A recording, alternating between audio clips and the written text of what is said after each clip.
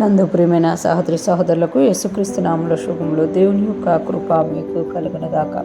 ఈరోజు దేవుడు మనకిచ్చిన మాట సంఖ్యాకాండము 13వ అధ్యాయము 18వ వచనం. దానిలో నివసించు జనము బలము గలదో బలము లేనిదో, కొంచెమైనదో విస్తారమైనదో.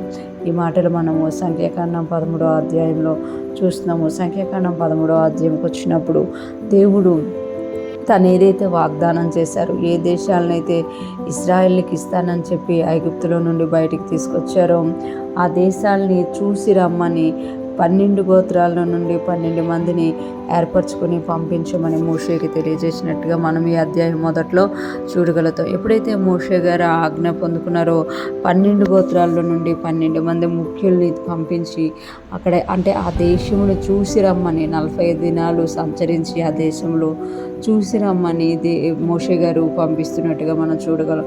అందుకే ఇక్కడ చెప్తున్నారు కదా, దానిలో నివసించు జనము బలము గలదో బలము లేనిదో, కొంచెమైనదో విస్తారమైనదో. దానిలో నివసించే జనులు ఎలాంటి వారు? వాళ్ళు బలము గలలా బలం లేనివారా, కొంచెంగా ఉన్నారా విస్తారంగా ఉన్నారా?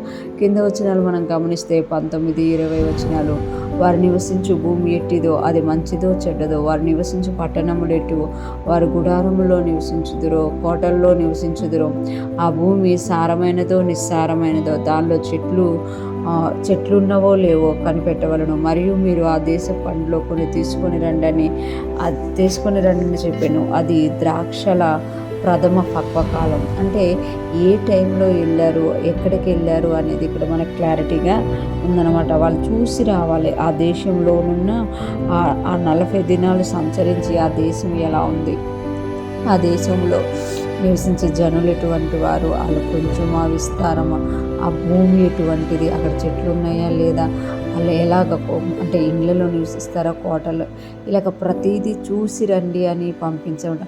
అంటే దేవుడు తాను వాగ్దానం చేసిన దాన్ని నెరవేర్చడానికి ముందు చూపిస్తున్నట్టుగా మనం చూడగలం.